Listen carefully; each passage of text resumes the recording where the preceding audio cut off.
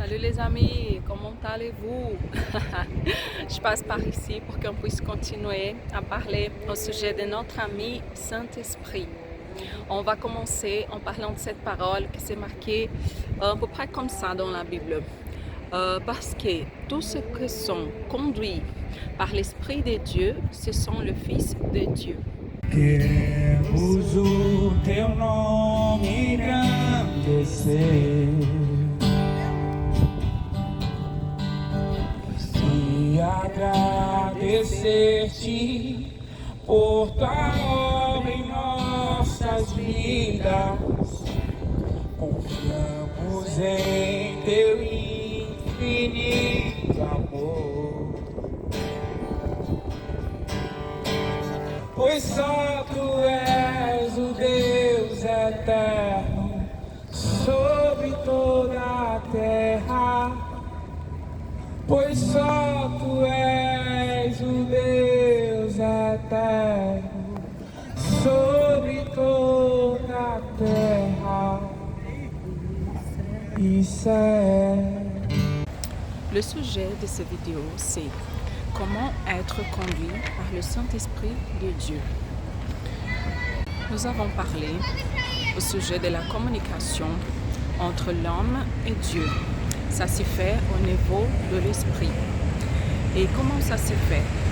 Dans la Bible, il y a un verset qui s'est marqué comme ça. L'Esprit de Dieu lui-même rend témoignage à notre esprit que nous sommes fils de Dieu. Cette communication, elle est faite surtout à partir de la foi. Parce que sans foi, il est impossible d'être agréable à lui. Il n'y a rien qui est impossible à Dieu. Mais c'est impossible de s'approcher de lui sans la foi.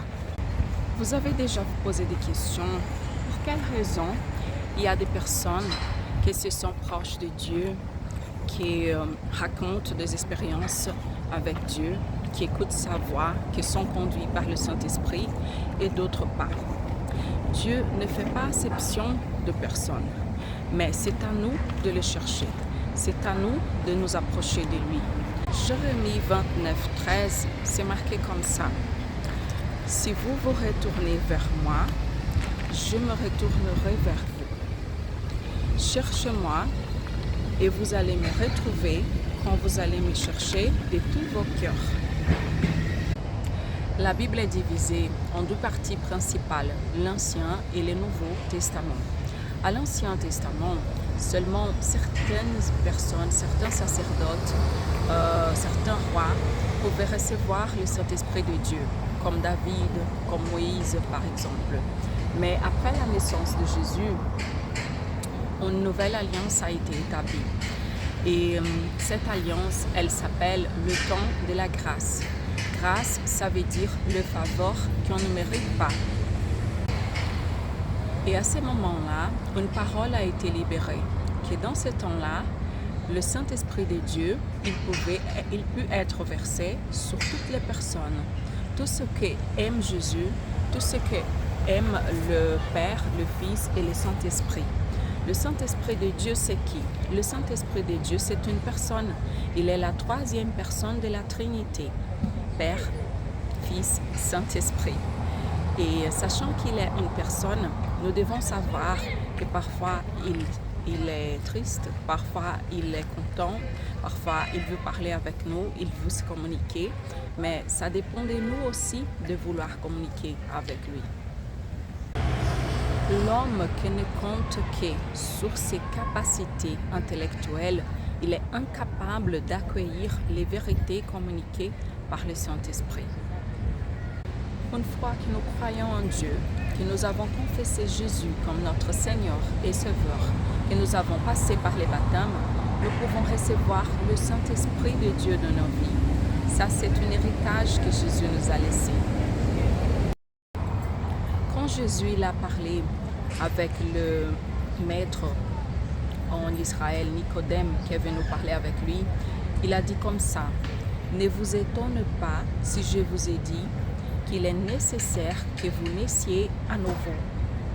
La nouvelle naissance, elle ne se donne pas au niveau physique, mais au niveau spirituel. C'est notre esprit qui va avoir la nouvelle naissance. Et à partir de cette nouvelle naissance, il sera capacité pour entendre les vérités communiquées par l'Esprit de Dieu. Et voilà, et à partir de ce moment-là, il va pouvoir être conduit par le Saint-Esprit de Dieu. Apprendre à être conduit par le Saint-Esprit et ne pas être conduit par notre propre intelligence, c'est quelque chose qui demande un peu de temps.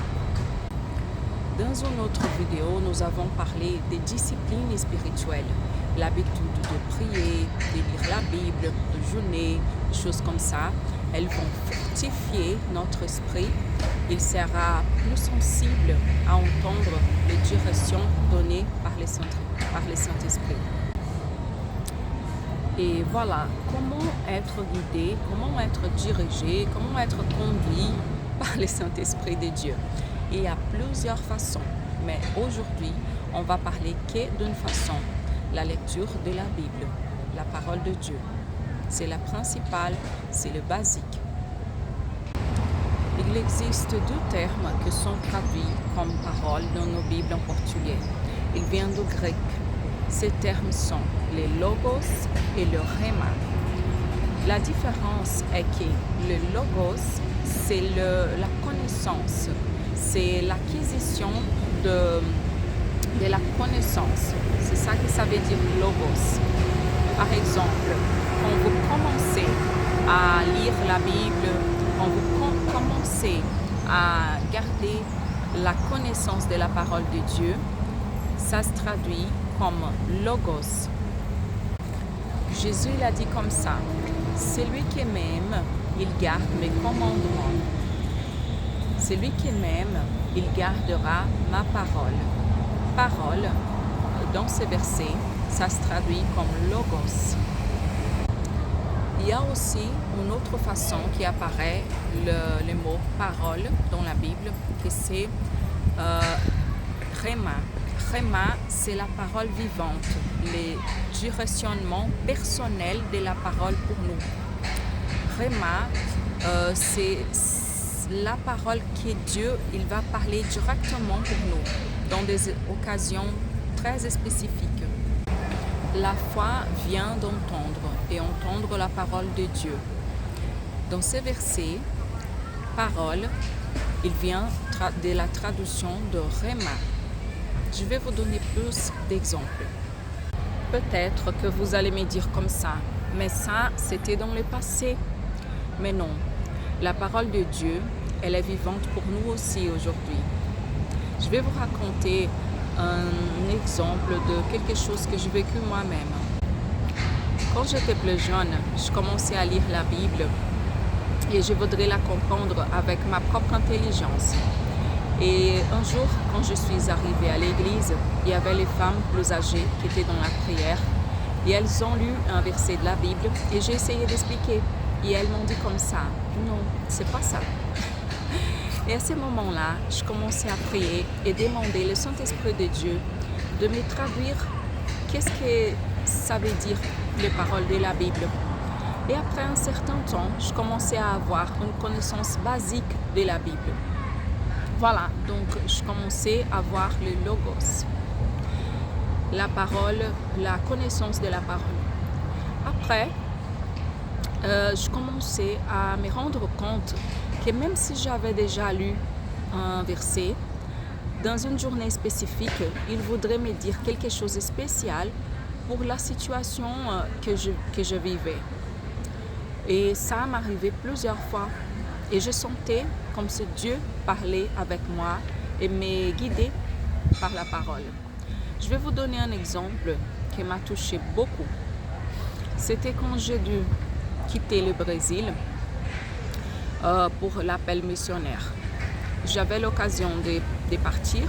J'avais déjà reçu plusieurs prophéties de personnes qui m'ont dit que Dieu il allait m'emmener dans des nations étrangères pour parler de la parole de Dieu.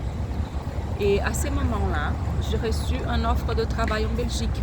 J'étais contente de partir Mais la personne, elle m'a dit, mais vous ne pouvez pas venir avec votre fils. Et alors, je me suis dit tout de suite, non, je ne vais pas l'accepter parce que je ne peux pas laisser mon fils. Il avait 3 ans et demi à ce moment-là. Mais quand je commençais à prier, je fermais la porte de la chambre, je priais, je demandais à Dieu de parler avec moi par la parole et j'ai ouvert ma Bible. J'ai lu ces versets comme ça. Celui qui aime plus sa mère ou son père que moi, il n'est pas digne de moi. Celui qui aime plus son fils ou sa fille plus que moi, il n'est pas digne de moi. Digne de moi. Et à ce moment-là, j'ai compris que je devais laisser mon fils et partir.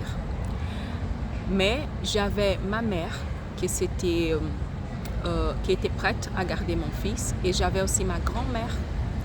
Donc, il est resté bien avec elle. Et Dieu m'a mis dans une épreuve des fois. Et c'est comme ça que je suis partie en Belgique pour l'œuvre missionnaire. Ça fait 15 ans.